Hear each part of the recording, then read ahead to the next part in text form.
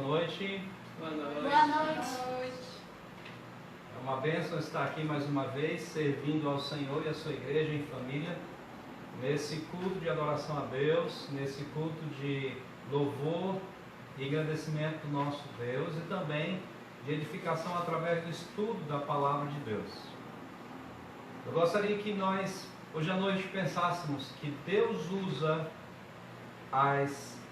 digamos assim, momentos difíceis de tribulação da nossa vida para a sua glória e para o crescimento do reino dele. Então eu gostaria de começar cantando o hino 366, 366, que tem o título Firmeza.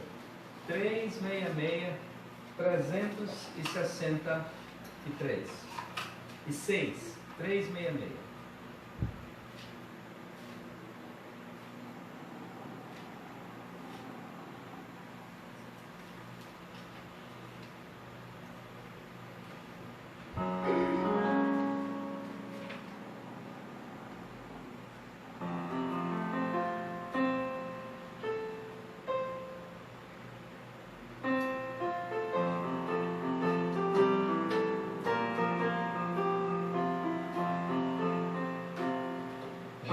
Nada ponho a minha fé, senão a graça de Jesus. O sacrifício remidou, o sangue do bom redentor. A minha fé e o meu amor estão firmados no Senhor, estão firmados no Senhor.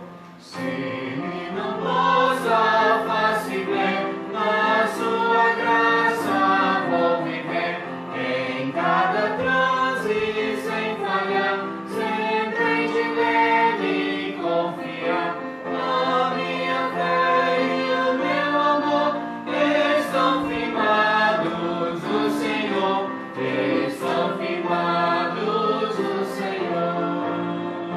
Seu juramento é muito leal, abriga-me no temporal, calme e secar a tentação, é Cristo a minha salvação. A minha fé e o meu amor estão firmados no Senhor, estão firmados no Senhor. Assim que o seu clarim soar, irei com ele me encontrar e gozarei da redenção com todos que do céu estão. A minha fé e o meu amor estão firmados no Senhor, estão firmados no Senhor. Amém? Vamos agora ter uma oração de agradecimento, mas também de pedir de bênçãos de Deus por toda essa programação, e o meu filho Leonardo vai fazer essa oração. Oremos. Nosso Pai que está no céu, santificado seja o teu nome. Quero agradecer por essa live que estamos fazendo, um culto ao Senhor. Que o Senhor abençoe esse tempo que estamos tendo. Que o Senhor proteja-nos desse mal que está ao nosso redor. E também que a gente possa usar isso como uma maneira de espalhar a palavra de Deus para as pessoas, mesmo estando na nossa própria casa. É isso que eu te peço, te agradeço, em nome de Jesus,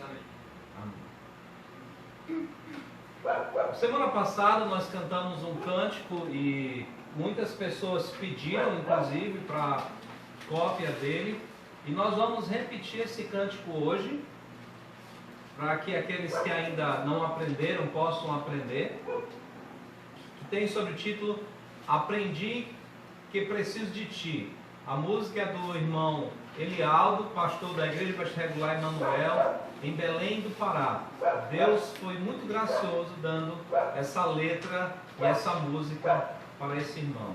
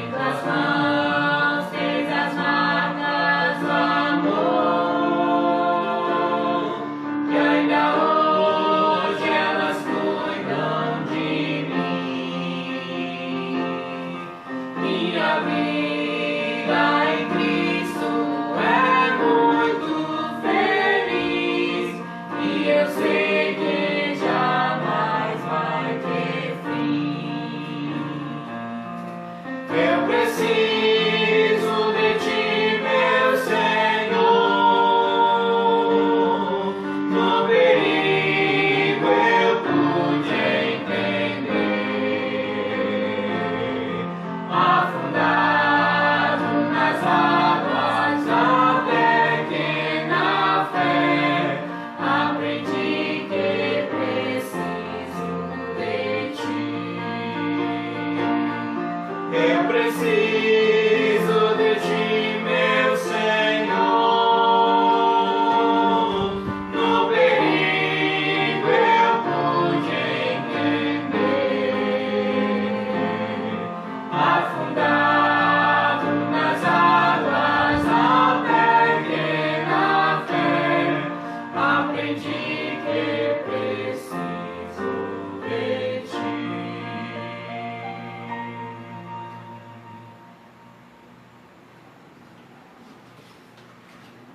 Eu gostaria que você nos acompanhasse agora na leitura bíblica de Filipenses, capítulo 1, do versículo 12 até ao versículo 20. Vou repetir. Filipenses, capítulo 1, do versículo 12 ao versículo 20. Paulo escreve uma carta aos irmãos que viviam em Filipos, para que eles pudessem ter notícias suas e sentir-se estimulado no Evangelho. Filipenses, capítulo 1, verso 12 ao verso 20. E quem vai fazer essa leitura é minha filha Helioena. Ouçamos. Filipenses 1, do 12 ao 20 diz assim: E quero, irmãos, que saibais que as coisas que me aconteceram contribuíram para maior proveito do Evangelho, de maneira que as minhas prisões em Cristo foram manifestas por toda a guarda pretoriana e por todos os demais lugares. E muitos dos irmãos no Senhor, tomando ânimo com as minhas prisões, ousam falar a palavra mais confiadamente e sem temor. Verdade é que também alguns pregam a Cristo por inveja e porfia, mas outros de boa vontade. Uns, na verdade, anunciam a Cristo por contenção, não puramente, julgando acrescentar aflição às minhas prisões, mas outros por amor, sabendo que fui posto para a defesa do Evangelho. Mas que importa? Contanto que Cristo seja anunciado de toda maneira, ou com fingimento ou em verdade, nisto eu regozijo, e me regozijarei ainda, porque sei que disto me resultará salvação, pela vossa oração e pelo socorro do Espírito de Jesus Cristo, segundo a minha intensa expectação e esperança de que em nada serei confundido.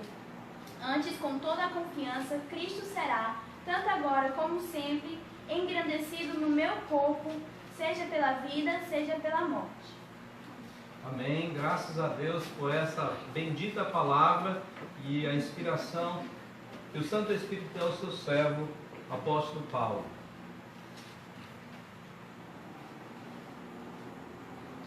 Eu gostaria nesse momento que você dedicasse a sua atenção para o estudo da palavra de Deus, que é nesse texto aí que nós lemos.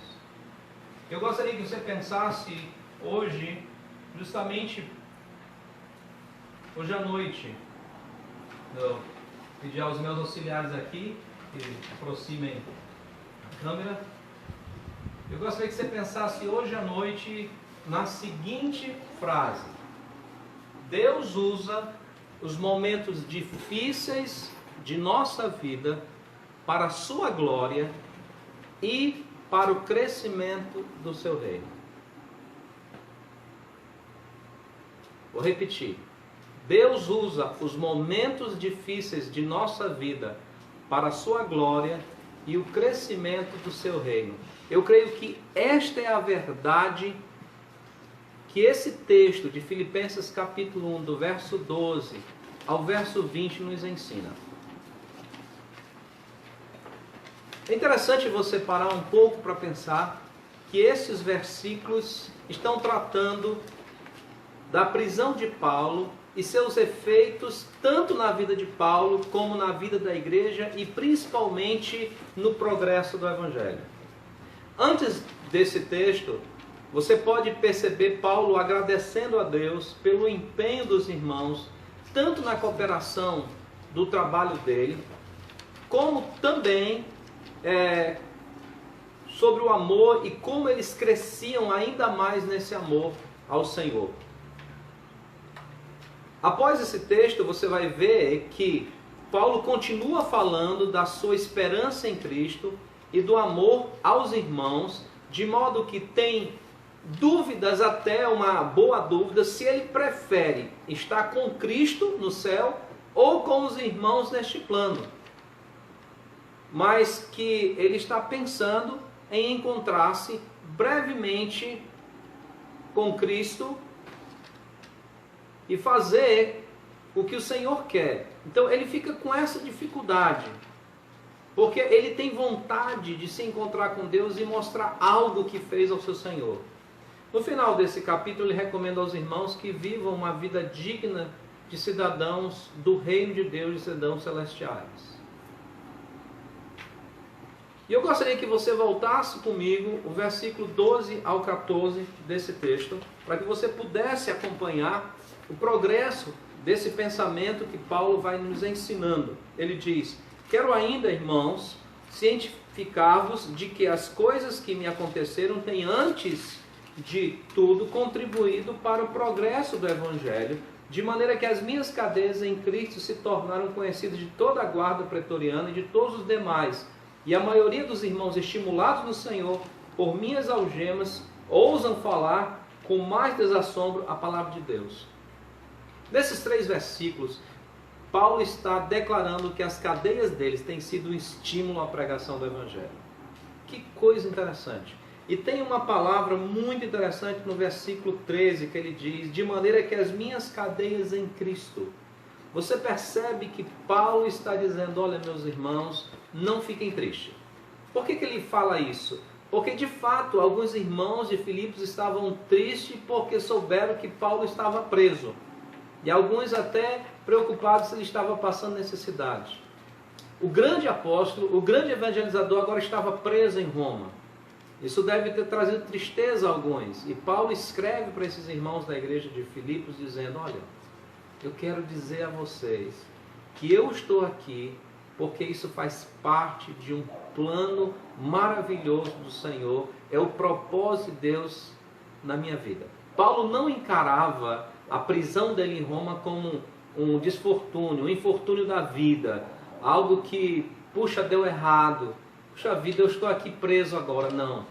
Paulo entendia que a sua prisão fazia parte do plano de Deus para a sua vida e que essa prisão ali fazia parte do plano de Deus para estimular também o crescimento do Evangelho. Paulo não olha para as calamidades da vida com autopiedade, não olha para as calamidades da vida com desânimo, não olha para os acontecimentos ruins da vida dele como alguma coisa, puxa, não deu certo, eu preguei o Evangelho, olha onde eu vim parar, estou preso. Não, Paulo diz: olha, isso faz parte do bom plano de Deus. Ele diz: essas cadeias em Cristo. Ele não se considera preso de Roma, ele se considera preso do Senhor Jesus. Ele está ali por causa de Cristo, para Cristo e por Cristo. É um homem maravilhoso, é um crente verdadeiro, é um servo de Deus. As situações não tiram dele a visão gloriosa do trabalho que Deus está fazendo. Ele diz: olha, irmãos, vocês não fiquem tristes, porque Deus tem usado as minhas cadeias para estimular muitas pessoas a pregarem o Evangelho. A estimular muitas pessoas a irem e anunciarem o Evangelho de Cristo. Fiquem alegres comigo, porque isso que talvez alguns achariam ruim, ou alguns podem estar preocupados, é o meio que Deus tem usado para que pessoas que antes estavam paradas possam agora pregar o Evangelho. Do versículo 15 ao 18, nós temos uma outra situação interessante, porque Paulo diz: Alguns efetivamente proclamam a Cristo por inveja e porfia. Outros, porém, o fazem de boa vontade. Estes, por amor, sabendo que estou incumbido da defesa do Evangelho.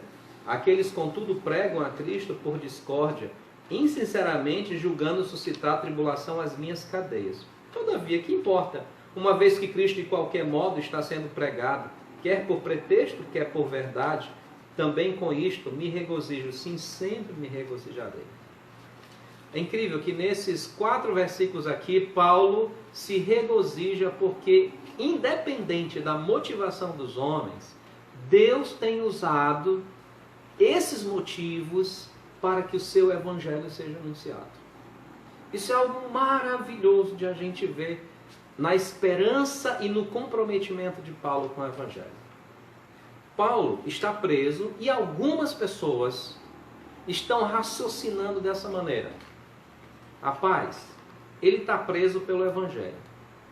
Se nós continuarmos pregando o evangelho, as autoridades vão fazer mais mal, vão maltratar ainda mais Paulo e tentar dar um jeito nele, porque o evangelho, como ele é lido, o evangelho está sendo proclamado e eles vão querer afligir para ver se, como líder, ele não dá uma ordem para o pessoal parar, ou mesmo o pessoal para ele não ficar afligido.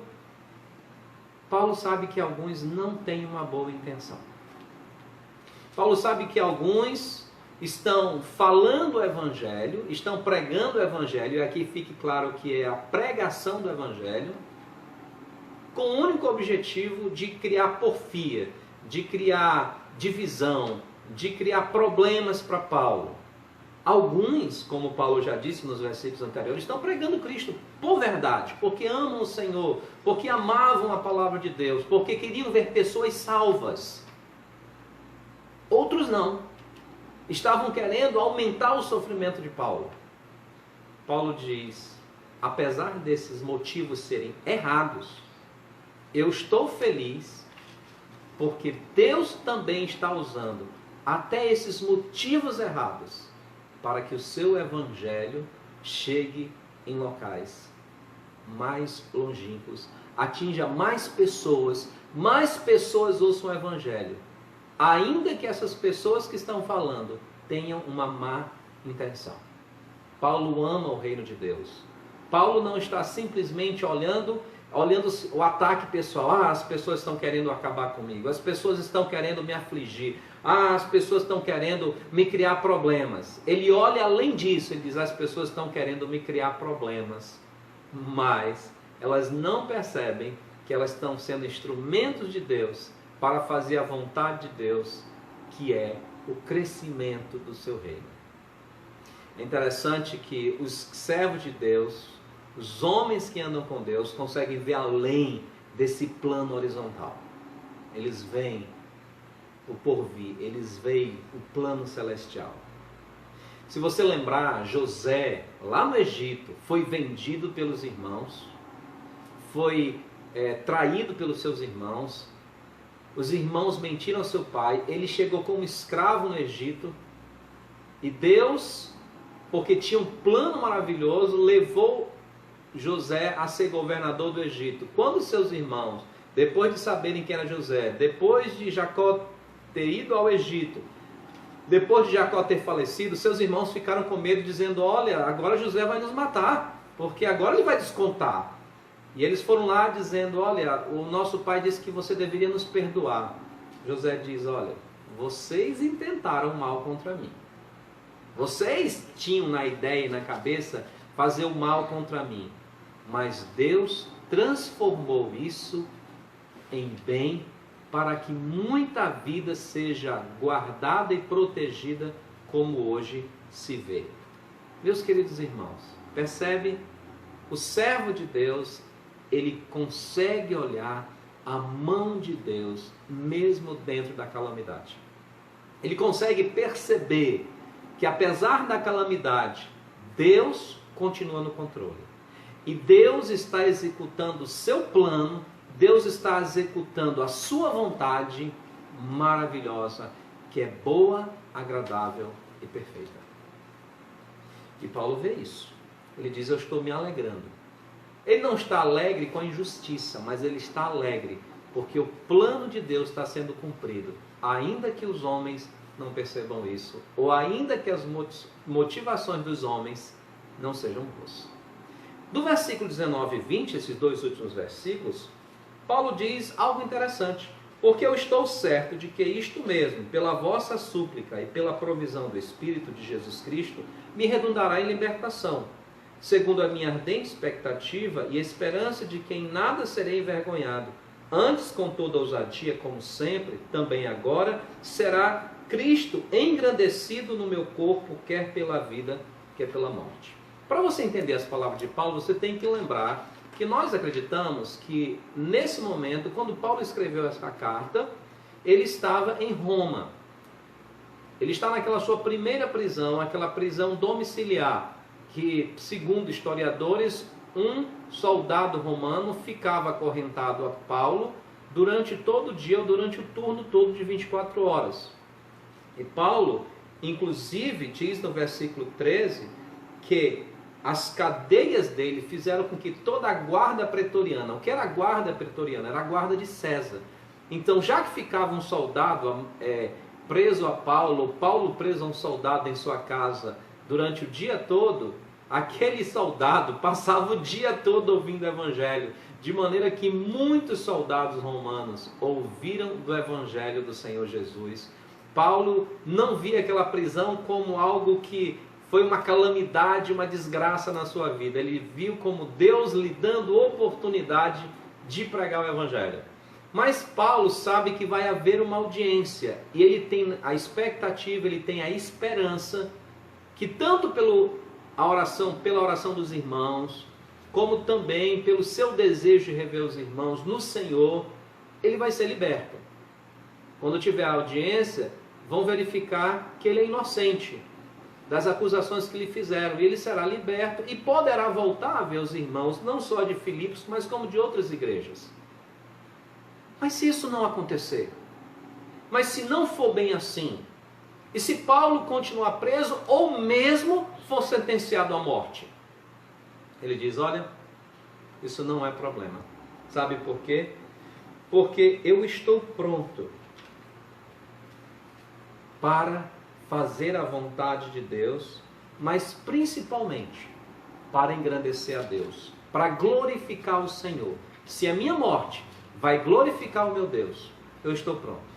Lá mais um versículo depois, Paulo justifica isso, porque, verso 21, porque para mim o viver é Cristo e o morrer é lucro, é ganho.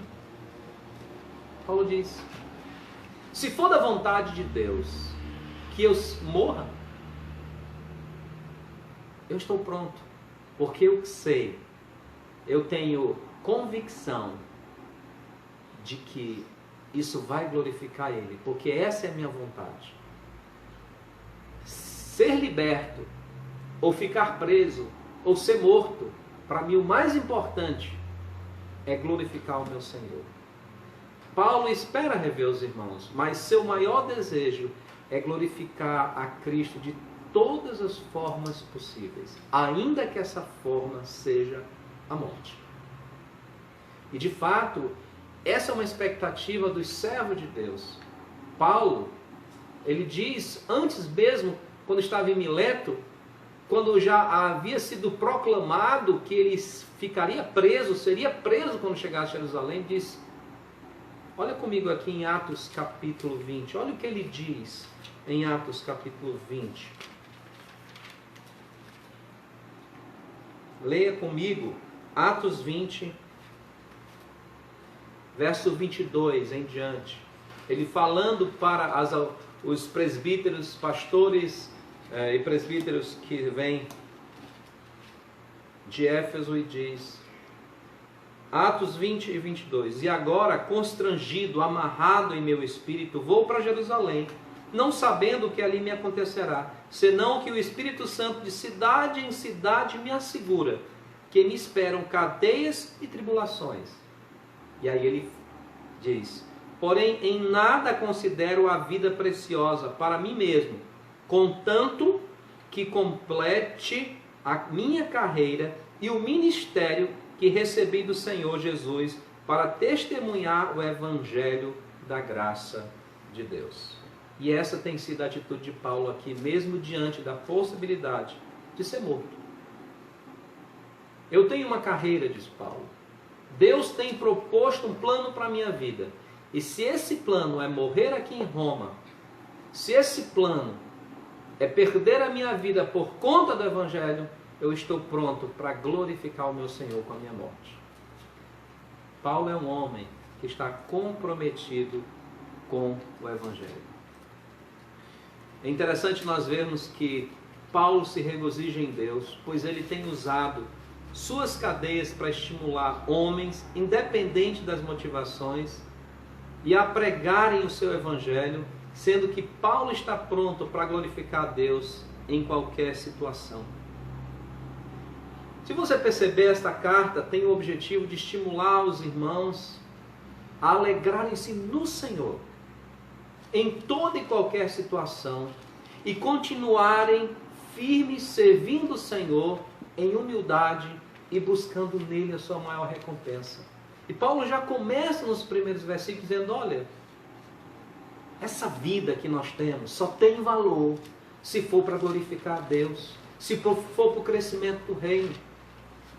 E se nós perdermos a nossa vida, isso é um lucro muito grande, porque nós vamos estar com o Senhor, a quem tanto amamos e servimos.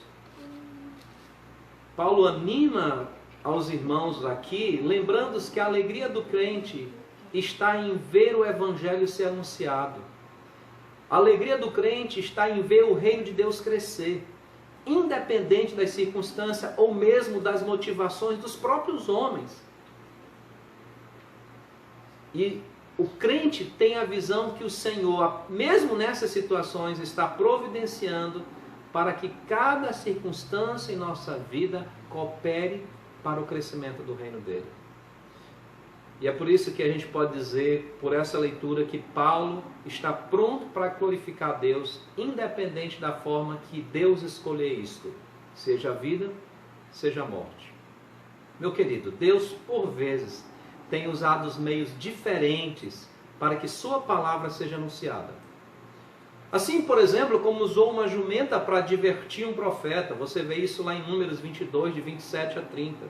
Ou usou um profeta pagão para proclamar sua bênção sobre o seu povo, Números 22 a Números 24. Ou mesmo um sumo sacerdote homicida para profetizar sobre a morte do Senhor Jesus pelo seu povo, João capítulo 11, do versículo 49 ao 52. O próprio Senhor Jesus disse que a seus discípulos que deixassem de mão um homem que expelia demônios em nome de Jesus, mas que não seguia Jesus. Deus tem os seus modos e seus meios de que seu evangelho, que o seu reino cresça. Quando vemos o reino de Deus crescer, devemos nos alegrar com isso. Devemos lembrar também que esse texto nos ensina, ele deixa claro para nós que todos os servos do Senhor são chamados para sofrer por Ele. O próprio Senhor Jesus Cristo falou aos seus discípulos que se alegrassem quando isto acontecesse. Em Mateus capítulo 5, do verso 10 ao verso 12. Ele diz, olha, alegrai-vos quando bem-aventurados são os que são perseguidos por conta do meu nome, por causa do reino de Deus, por causa da minha justiça. Alegrai-vos porque assim também perseguiram aos profetas que viveram antes de vós. Jesus diz, olha, fiquem alegres. É interessante quando você vai lá para o capítulo 4, 5 de Atos, onde os discípulos são açoitados, quando os discípulos são espancados por conta do Evangelho, o texto deixa muito claro que eles não saíram de lá reclamando, agora a gente começou a pregar o Evangelho, o que a gente conseguiu foi isso, peia, surra. Não, a Bíblia diz, eles saíram regozijando, porque foram considerados dignos de sofrer por Jesus Cristo. Os servos de Deus estão prontos para isso. O sofrimento faz parte do chamado de Cristo para cada crente.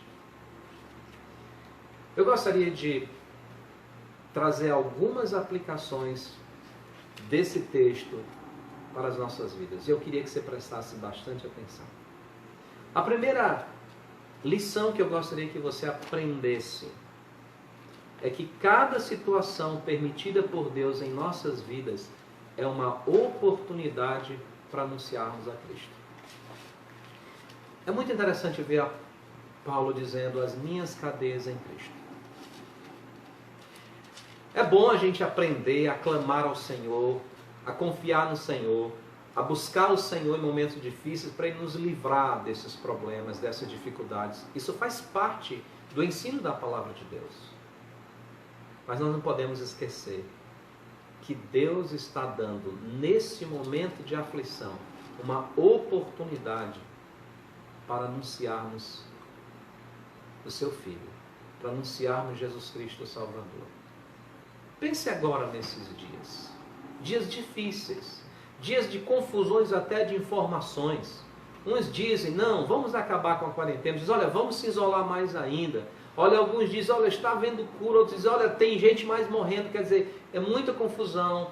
Muitos estão em pânico, muitos estão talvez desolados.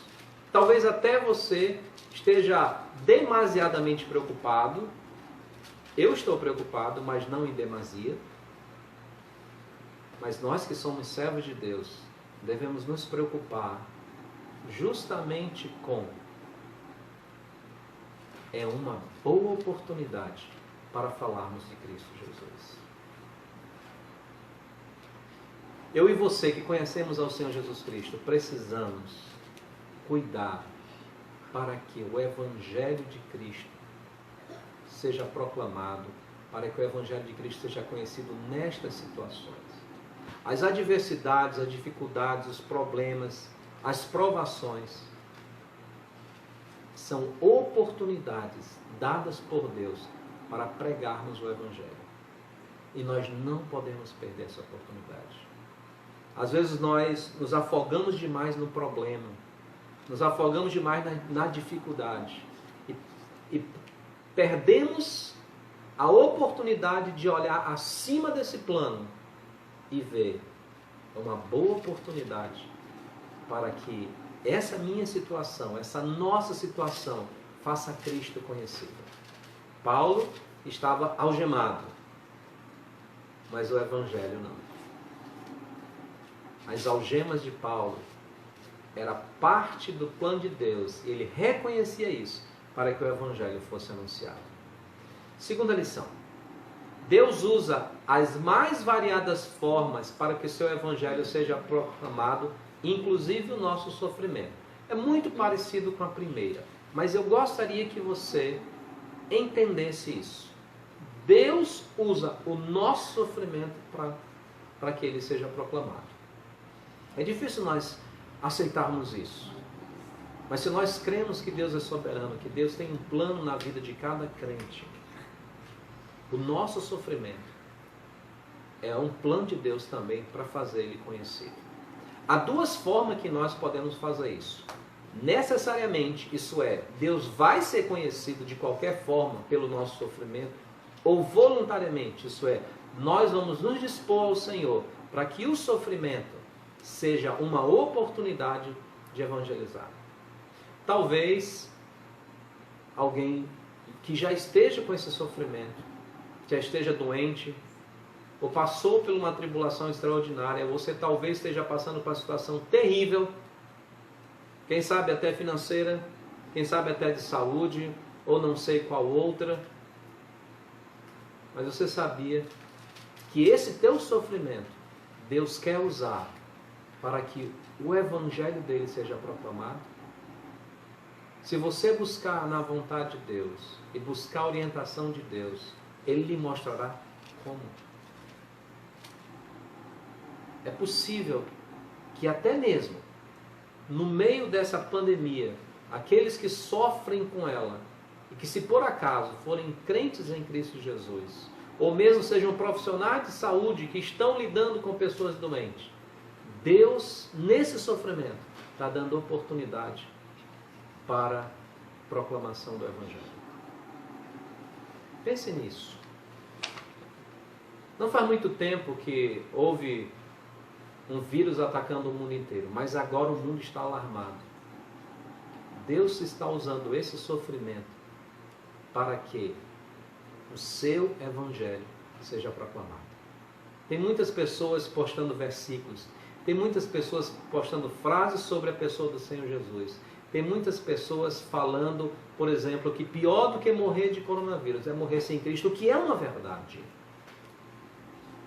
Deus está utilizando sofrimento para proclamar o seu evangelho. Terceira lição que eu gostaria que você observasse hoje à noite. Os que vivem em Cristo devem ter sempre uma oração consigo. Venha a nós o teu reino. Meus queridos irmãos, esse deve ser o nosso desejo, que o reino de Deus venha. O reino de Deus é extremamente importante para o servo de Deus. Talvez essa situação que tenha se formado agora, esses dias, talvez um dos motivos porque Deus permitiu que o mundo inteiro entrasse nesse alarde, nesse alarme, nessa confusão, nessa preocupação, é para que os próprios crentes em Cristo Jesus, os filhos de Deus, parassem um pouco para lembrar do reino de Deus. Quantas pessoas, se dizendo crentes em Cristo Jesus, vivem as suas vidas de lá para cá, daqui para lá, trabalham, estudam, fazem concurso, estudam para cá, viajam para lá e nem ao menos param para pensar no reino de Deus.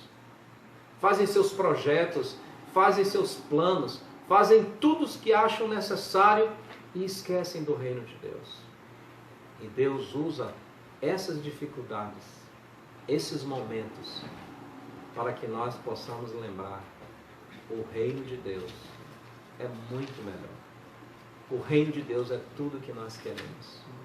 Venha a nós o teu reino. Venha a nós a tua glória. Meu querido, você tem pensado no reino de Deus? Será que você não está entre um daqueles que está com a vida tão atarefada, tão preocupado com o futuro dos seus filhos, com o seu futuro, com o futuro da sua família, e aqui não há nenhum pecado em procurar uma vida melhor para a família, mas eu estou falando, isso absorve sua mente de manhã, de tarde, de noite, que você fica extremamente preocupado e esquece do reino de Deus. E agora você está vendo que os seus planos, seus projetos talvez estão todos bagunçados por conta de ter que estar em quarentena. Deus está lhe dando uma oportunidade de dizer: Senhor, o meu reino não é deste mundo. O meu reino é o teu reino. E pensando no reino de Deus, uma quarta lição que nós podemos aprender neste texto é: há momentos que é mais sábio deixar as afrontas de lado e colocar nossa preocupação primeiro no reino de Deus. Olha, a gente deve ter muito cuidado com briga entre denominações. Eu sou bastante regular, tenho convicção daquilo que eu creio, daquilo que é correto e errado diante da palavra de Deus. Mas a gente deve ter muito cuidado de não sair atacando de qualquer maneira um ou outros. Devemos olhar e perceber: será que apesar disso ou daquilo está errado, Deus não está sendo anunciado verdadeiramente? Veja que eu não estou aqui apoiando o evangelho falso, mas o evangelho verdadeiro. Às vezes Deus usa até pessoas que não esperamos para que a sua verdade seja proclamada. E nós já vimos isso claramente. O reino de Deus tem que estar em primeiro lugar. A verdade do Senhor deve estar em primeiro lugar.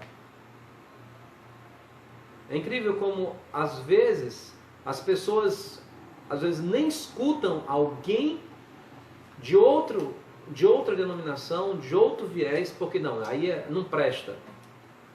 E não para perceber que às vezes Deus está usando até aquela pessoa para falar a sua verdade. E nós precisamos louvar ao Senhor, porque Deus está sendo glorificado e proclamado.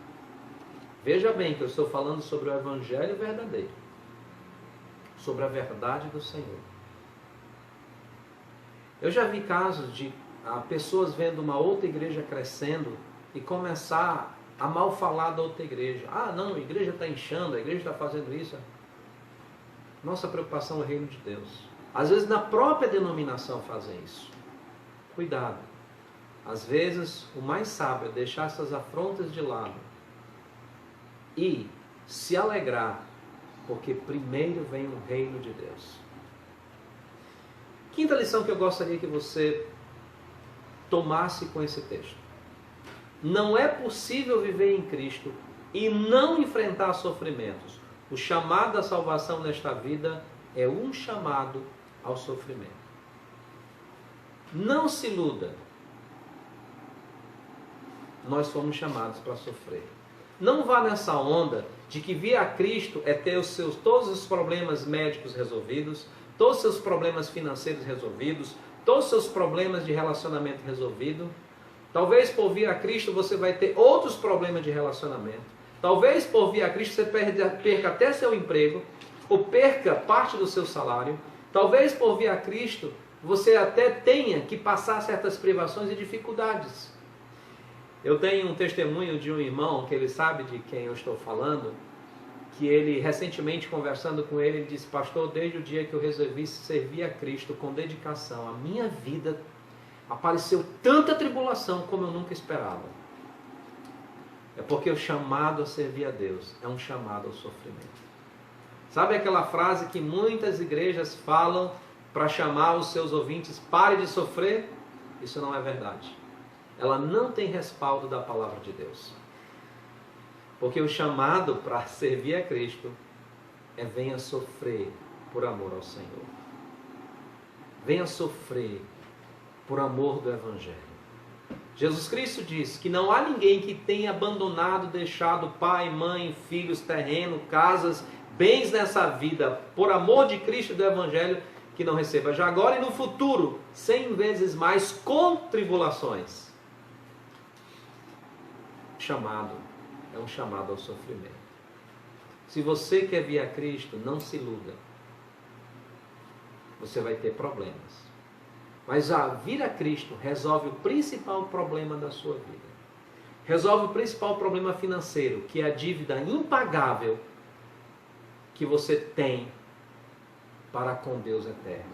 Se você não tem Cristo como Salvador, você tem uma dívida impagável, que só apenas o sangue de Cristo Jesus é que pode lhe outorgar perdão dessa dívida, se você o aceitar. O seu maior problema não é um problema de saúde, mas é o problema espiritual de um vírus chamado pecado.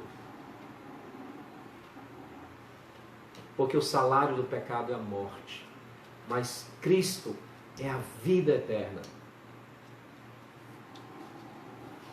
O seu maior problema de relacionamento não é com seu filho, sua mãe, seu pai, sua avó, seu marido. Seu maior problema de relacionamento é com Deus.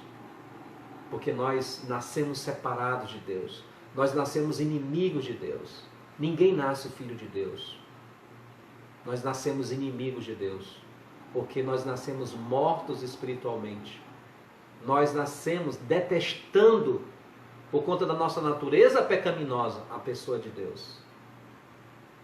Jesus Cristo reconcilia Deus com o homem.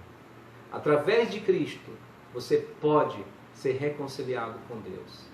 Aceite Cristo como seu Salvador. Esses problemas serão resolvidos. Mas ao aceitar Cristo, você está sendo convidado a sofrer por Cristo. Eu gostaria de dar uma sexta e última lição desse nosso texto. Desejar bons momentos na vida não é errado. Mas não podemos perder o foco principal de nossa principal missão aqui, que é, de todas as formas possíveis, glorificar a Cristo.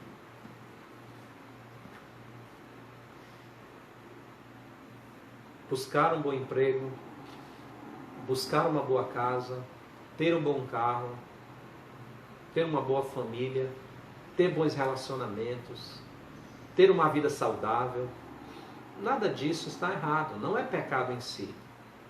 Mas eu e você não podemos perder o foco principal da nossa vida: glorificar a Cristo.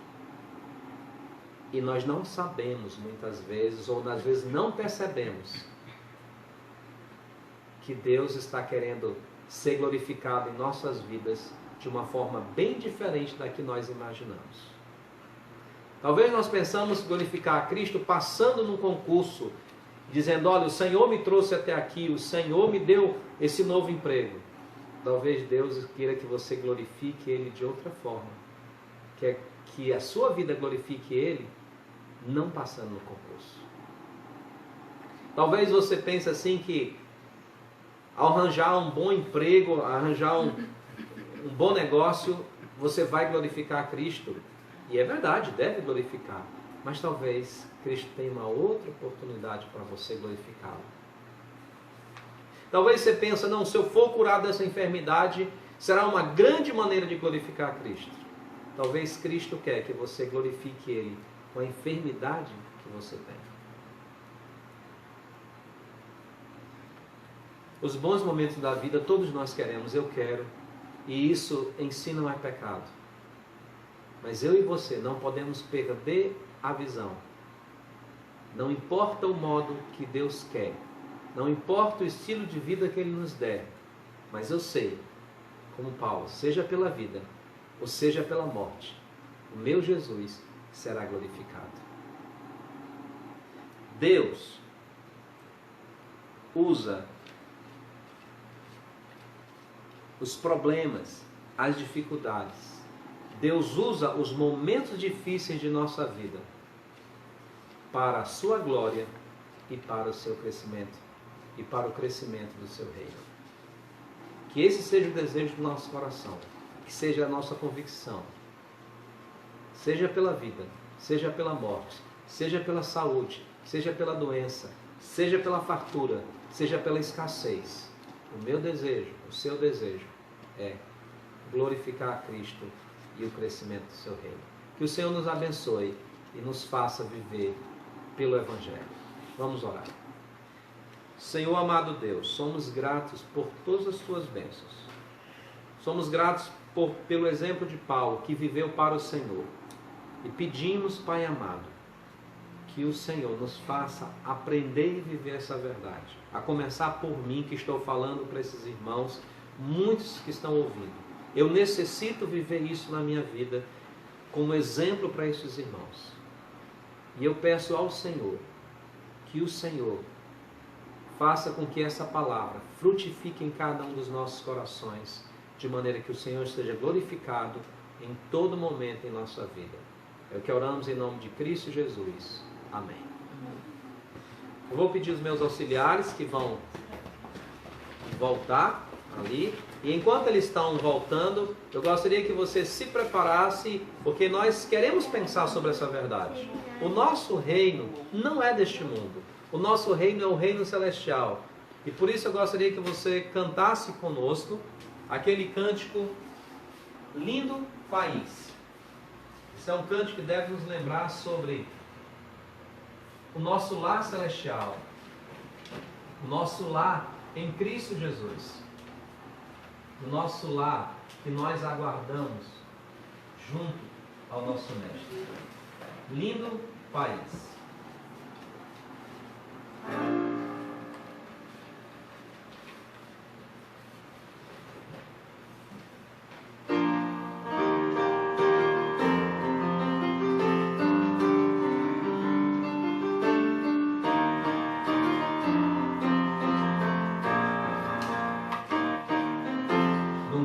A gente chora de tristeza,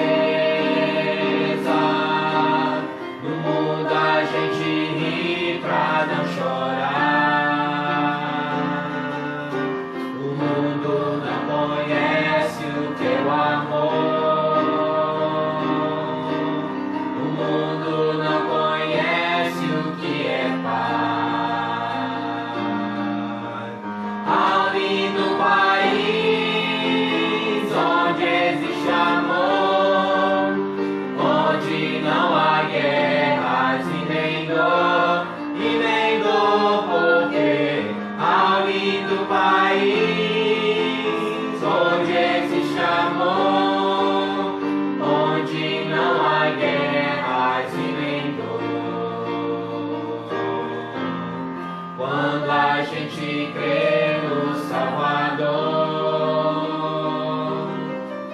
e recebe dele a salvação.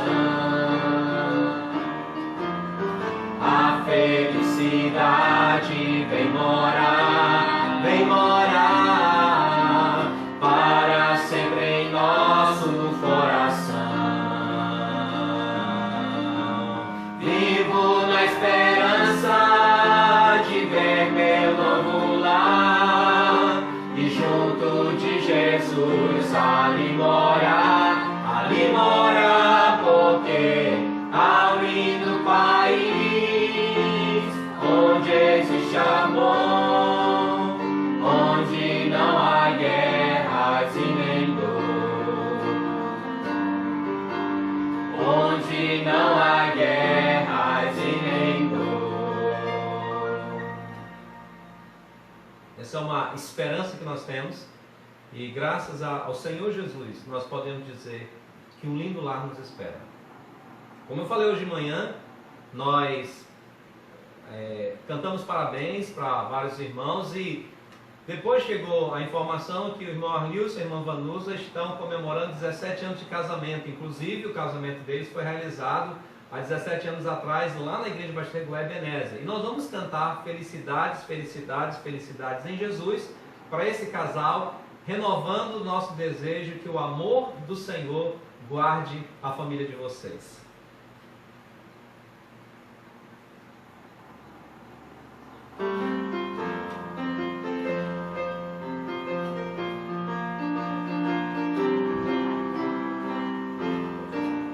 Felicidades, felicidades, felicidades em Jesus. Que o nosso Pai te abençoe com alegria, paz e luz. Parabéns. Eu gostaria de fazer os avisos finais. Eu gostaria de continuar pedindo oração, em especial pelas nossas autoridades. Se você não percebeu, está havendo um conflito dentro da própria equipe governamental federal. Isso não é bom. Há conflito entre governo federal e governos estaduais. Então, é muito importante que nós oremos pelas nossas autoridades. Isso não ajuda o país, isso não ajuda a população. Há necessidades verdadeiras, e principalmente oremos pelos servos de Deus, que eles procurem a direção certa nesse momento, a fim de serem luz nesse tempo de trevas. Também eu gostaria de dizer que nós, a diretoria, diáconos, em algum momento a gente vai se reunir e vai tentar tomar a decisão sobre quando vamos poder retornar as nossas atividades no prédio da igreja. Precisamos ter cautela, mas precisamos voltar. Não sabemos se já no próximo final de semana, até porque as aulas só voltam dia 13, pelo menos é a expectativa agora. Não sabemos. Queremos que você ore por nós, para que nós possamos ter sabedoria do alto, para tomarmos a decisão certa para o bem da nossa própria comunidade, e também ore pelos outros pastores de todas as igrejas, para que eles tenham sabedoria, porque é um momento difícil, complicado, que precisa da direção de Deus para que nós façamos a vontade dEle e façamos aquilo que Ele realmente quer. Eu quero fechar, antes da oração final, essa live com um hino que foi composto pelo pastor Isaías, que está pastoreando lá no Pará, e que fala sobre a volta do Senhor Jesus. Se você não tem Jesus Cristo como Salvador, eu acho difícil você compreender essa nossa esperança. Mas ouça esse hino, ouça essa mensagem, e no final dela, se você quer ter também essa alegria e essa convicção de poder cantar essa música e dizer: e estaremos para sempre com o Senhor, aceite Cristo como Salvador. Se você quer saber mais sobre o Evangelho, coloca aí nos comentários: olha, eu vi o vídeo, eu vi a mensagem, eu ouvi a mensagem, e eu quero conhecer mais sobre esse Jesus. Eu quero ter essa esperança da vida eterna.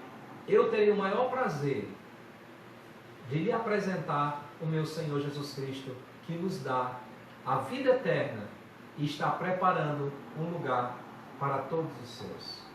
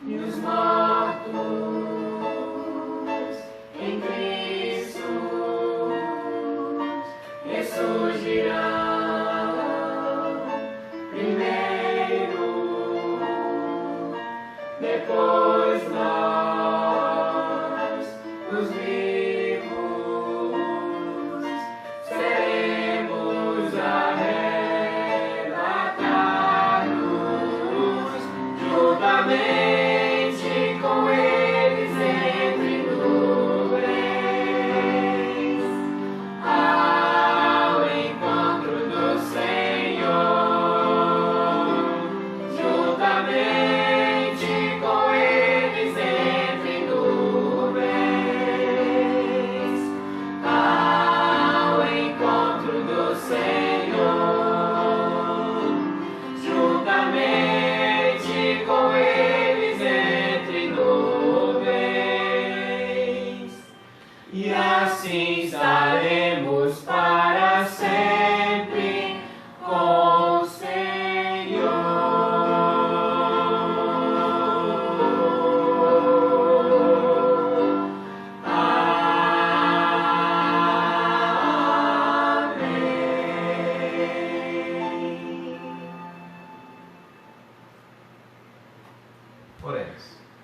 Senhor Deus, muito obrigado por essa esperança. Muito obrigado porque no mundo a gente chora de tristeza, temos doença, catástrofe, mas temos a esperança que um dia o Senhor descerá entre nuvens para levar a tua igreja. Pedimos que aqueles que estão nos ouvindo, aqueles a quem há de chegar essa mensagem, que ainda não tem essa esperança, o Senhor, por misericórdia e graça, toque no seu coração e que a palavra do Senhor faça com que essa pessoa se renda aos pés de Cristo Jesus para ter essa viva esperança. Obrigado, porque o Senhor nos dá essa oportunidade de proclamar o Teu Evangelho, de falar do Senhor. Abençoa todos os Teus servos, abençoa a Tua igreja, protege o Teu povo. Dá sabedoria às nossas autoridades. Nos ajuda a aproveitar cada momento para glorificar o Teu nome e trabalhar pelo crescimento do reino. É o que nós oramos e Te agradecemos, não porque temos merecimento, mas confiados no amor de Jesus Cristo e no amor de Deus Pai. Em nome de Jesus oramos. Amém. Boa noite. Que Deus abençoe vocês. Que Deus os proteja e vos guarde. Boa noite, irmãos. Saudades de todo mundo. Boa noite. Saudade de todo mundo.